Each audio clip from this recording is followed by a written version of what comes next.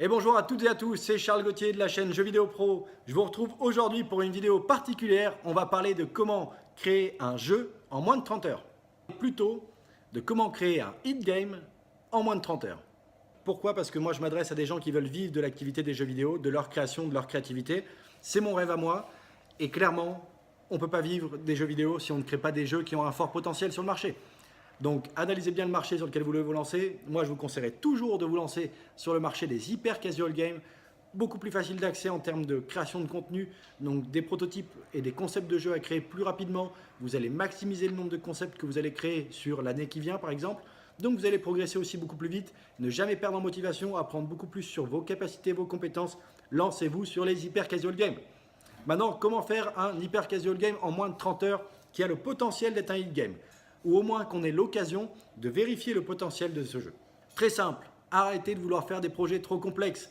La plupart des créateurs de jeux que je rencontre, qui soient étudiants en école de jeux vidéo, qui soient déjà diplômés, qui aient trouvé du travail, qui soient indépendants, tous les jeux qu'ils veulent faire sont des jeux qui pourraient prendre plusieurs mois à développer tout seul.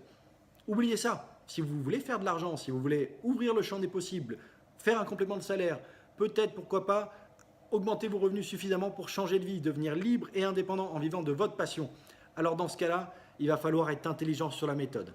Ne faites pas des jeux qui vous prendront 3 mois ou 6 mois. Faites des prototypes. Soit choisissez un concept que vous allez être capable de réaliser en moins de 30 heures, ou au moins dans les estimations. Mais ne choisissez pas un jeu qui va vous prendre au moins 200 heures avec des sujets que vous ne maîtrisez pas. Restez step by step sur des sujets que vous maîtrisez plus ou moins, pour finalement découvrir des nouveaux sujets. Mais mettez pas que de l'inconnu dans la création de vos projets. C'est bien d'apprendre, c'est bien de découvrir des nouveaux sujets. Mais à un moment, si vous ne travaillez pas sur vos acquis non plus, vous allez faire des jeux qui sont brouillons. Parce que vous ne rencontrez que du nouveau. Vous allez vous démotiver parce que le temps que vous allez estimer pour le faire, il va être complètement faussé. Il va vous falloir 2 ou 3 fois plus de temps. Donc évitez aussi de choisir des projets à 3 mois parce que si ça se trouve, ça va vous prendre un an. Voilà, bon, aparté sur le temps et le choix des projets, je vous invite à voir l'autre vidéo que j'ai fait sur comment trouver des idées de jeux et allez voir mon blog aussi pour l'article 11 sources d'inspiration pour trouver des idées de jeux, parce que l'idée, ça va être de trouver des projets qui sont faisables en peu de temps et trouver des idées de jeux qui ont déjà du potentiel parce qu'elles sont basées sur des mécaniques de gameplay qui ont fait leurs preuves par le passé. Bon, voilà un peu pour l'initial, trouver la bonne idée de jeu et maintenant comment on le fait en moins de 30 heures. Partez toujours du principe qu'en moins de 30 heures, vous ne devez pas faire un jeu fini. Donc, on va mettre certains éléments de côté. Pour créer un jeu qui a du potentiel, vous le savez, c'est ce que j'explique dans la plupart de mes vidéos, il faut que le jeu soit original, unique, de par son gameplay, de par son design, de par l'expérience qu'il apporte, mais on n'est pas obligé de tout préparer dès les premières minutes, dès les premières heures de développement du projet. Je le répète à chaque fois, il n'y a que le gameplay qui apporte le fun au jeu. Le reste, c'est de l'habillage, ça amène un peu plus, mais ce n'est pas la majorité de la valeur. Donc concentrez-vous sur le gameplay. Et c'est ce que vous allez faire durant ces 30 premières heures. On oublie le visuel, on oublie les sons, on oublie les leaderboards, on oublie l'intégration des pubs, on oublie l'intégration des inventaires, des achats intégrés. On se concentre uniquement sur la boucle principale du gameplay. Vous avez 30 heures devant vous. 30 heures pour sublimer l'expérience de jeu, apporter quelque chose de fun sur le marché. Et vous le testerez au bout des 30 heures. Vous pourrez savoir si le jeu a du potentiel ou non en moins de 30 heures. Mais en vous focalisant sur le gameplay, vous allez faire de la loi Pareto, du 20-80. Vous allez passer 20% du temps à créer 80% de la valeur de votre jeu. Les 80% restants, ça va être l'intégration de visuels, de feedback, des stores, des skins, de la monnaie virtuelle, des achats intégrés, de la publicité, des leaderboards, voilà, tous les à côté qui ne sont pas essentiels pour sublimer le gameplay du jeu. Tout simplement, même le design. Vous pouvez faire un jeu, un prototype avec des cubes, des sphères ou des ronds, des carrés, si vous êtes en 2D, en 3D, un truc simple. Si le jeu a des bons chiffres de rétention en étant aussi moche que ça, mais vous avez chopé le jackpot. Parce que vous pouvez déjà être sûr que ce jeu a du potentiel. Même si pour vous il est moche et compagnie, ben oui, mais vous allez le sublimer par la suite. Par contre, si les chiffres sont pas bons, eh ben ok, ça sert à rien peut-être de prolonger ce prototype.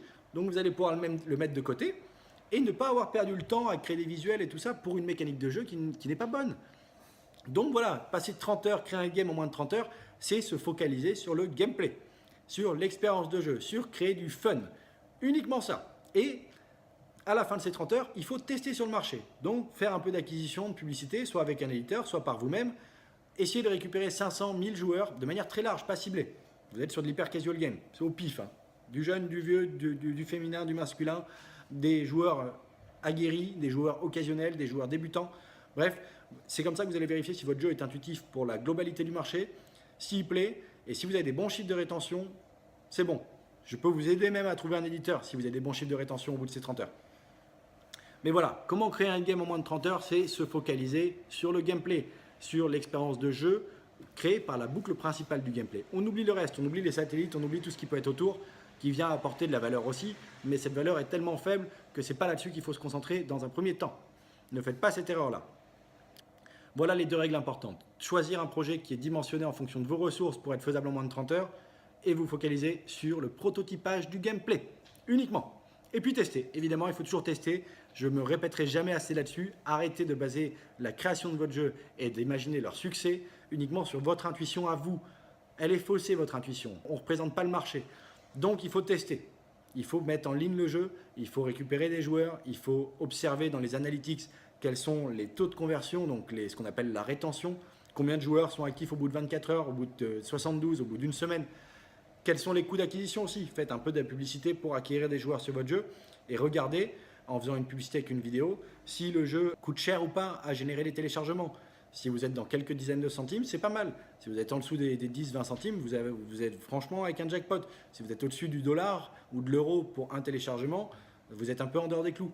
Voilà, mais ça vous permettra de savoir et ça vous permettra du coup de prendre une décision et de ne pas perdre du temps par la suite. Vaut mieux killer un projet et le mettre de côté et se refocus sur un nouveau jeu pour 30 nouvelles heures que de batailler pendant des semaines et des semaines à essayer de faire gonfler un jeu qui n'a pas ce potentiel-là à la base.